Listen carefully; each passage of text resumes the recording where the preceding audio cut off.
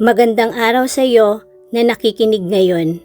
Kung isa kang OFW, breadwinner o simpleng taong laging nagiging sandigan ng lahat, ito ang mensahe para sa iyo. Alam ko, pagod ka na. Pagod sa trabaho, pagod sa pag-iisip, pagod sa pagiging okay para sa lahat. At minsan, habang tumutulong ka sa iba, unti-unti mong napapansin na ikaw na pala ang nauubos. Hindi mo na maalala kung kailan ka huling nagpahinga.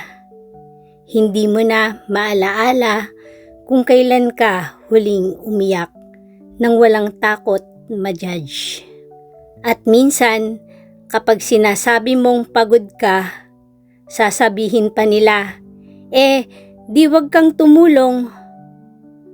Masakit, di ba? Kasi hindi nila alam, hindi mo ginagawa to dahil gusto mo lang. Ginagawa mo to dahil mahal mo sila. Pero ngayong araw na ito, sandali lang. Ako naman muna. Ikaw naman muna. Ang mga taong tulad mo, bihirang maintindihan.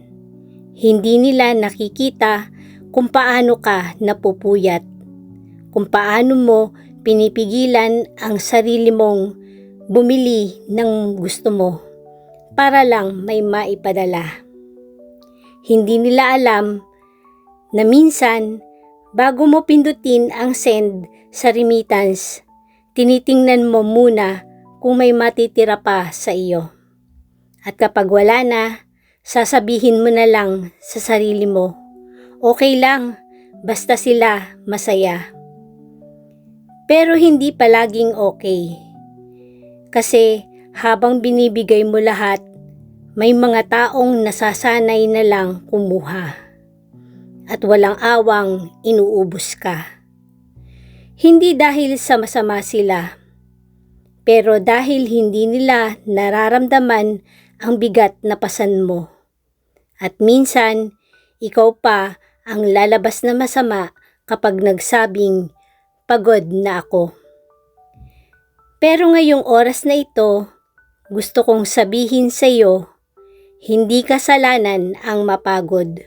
Hindi kasalanan ang magsabi ng, ako naman muna. May mga panahon na kahit anong paliwanag mo, hindi pa rin nila maintindihan kung bakit kailangan mong magpahinga. Kapag tahimik ka, akala nila nagbago ka na. Kapag hindi ka nakapagpadala, akala nila nagdadamot ka. Pero sa totoo lang, hindi mo naman sila tinalikuran. Nagpapahinga ka lang sa pagiging tagapagligtas. Kasi minsan kahit anong bait mo, kapag hindi nila nakuha ang gusto nila, ikaw pa rin ang masama. Kaya ngayon, harapin mo to ng buong tapang. Hindi ako ATM, tao ako. May puso akong marunong mapagod, pero marunong ding magmahal. At kung wala silang kayang ibigay kundi reklamo, hayaan mo na. Dahil ang Diyos mismo nakikita kung gaano ka kabuting anak, magulang, kaibigan at tao.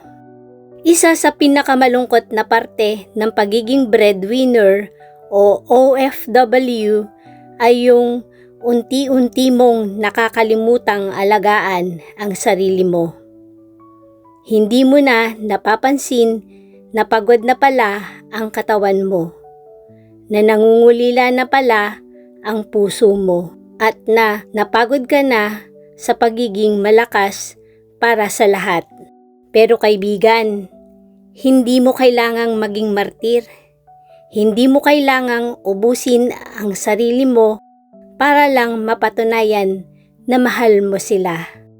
Sapagkat sabi sa Mateo 11 verse 28, lumapit kayo sa akin kayong lahat na nahihirapan at nabibigat ang lubha at kayo'y bibigyan ko ng kapahingahan.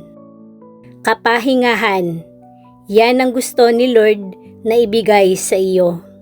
Hindi lang pera, hindi lang lakas, kundi kapayapaan. Ang pahinga ay hindi katamaran. Ito ay paggalang sa sarili. Dahil kapag ikaw ay tuluyang naubos, wala ka nang maibibigay kahit kanino. Kaya huwag mong ikahiya ang magpahinga. Huwag mong ikahiya ang sabihing hindi ko muna kaya. Ang tunay na lakas ay hindi lang kakayahang magbigay, kundi kakayahang pumili kung kailan dapat huminto. Sabihin mo sa sarili mo, hindi ako robot, ako ay anak ng Diyos. At kahit ako ay nagbibigay sa lahat, may karapatan din akong alagaan ang sarili ko. At kapag nagpasya kang magpahinga, hindi ibig sabihin na huminto ka. Ibig sabihin lang, pinapalakas mo ulit ang sarili mo. Kaibigan, kung naririnig mo to ngayon, baka ito na mismo ang sagot ni Lord sa tahimik mong panalangin. Baka matagal ka na niyang gustong sabihan, "Anak, ako naman muna." Lagi kang nagbibigay, pero ako, kailan mo ako kinausap? Kaya ngayon, huminga ka ng malalim. Isantabi mo muna lahat ng responsibilidad. At sa loob ng ilang minuto, hayaan mong marinig mo ulit ang sarili mo. Hindi mo kailangang maging perpekto. Hindi mo kailangang lagi kang tama. Sapat na ang katotohanang hindi ka nagkulang. Kaya mula ngayon, habang may hininga ka pa, alagaan mo ang sarili mo. Kasi kung hindi mo gagawin, walang ibang gagawa niyan para sa iyo. Sabihin mo ito ng may paninindigan. Ako naman muna. Magpapahinga ako. Magpapatawad ako. Magpapasalamat ako. Dahil karapat-dapat din akong mahalin. Tayo'y manalangin. Panginoon, salamat sa lakas na ibinibigay mo sa akin araw-araw. Patawarin mo ako kung minsan nakakalimutan kong alagaan ang sarili ko.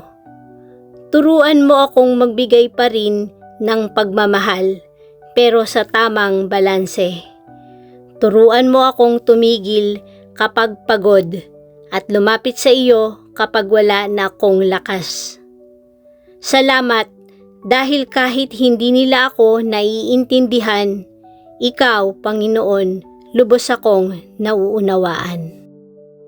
Kaibigan, sa bawat padala mong pera, may kasamang pagod, pero sana may kasamang pagmamahal din sa sarili mo. Sa bawat laban mo sa malayong lugar, tandaan mong may Diyos na nagbabantay at may araw ding maririnig mo mula sa Kanya, "Anak, tapos na ang pagod mo. Ako naman muna."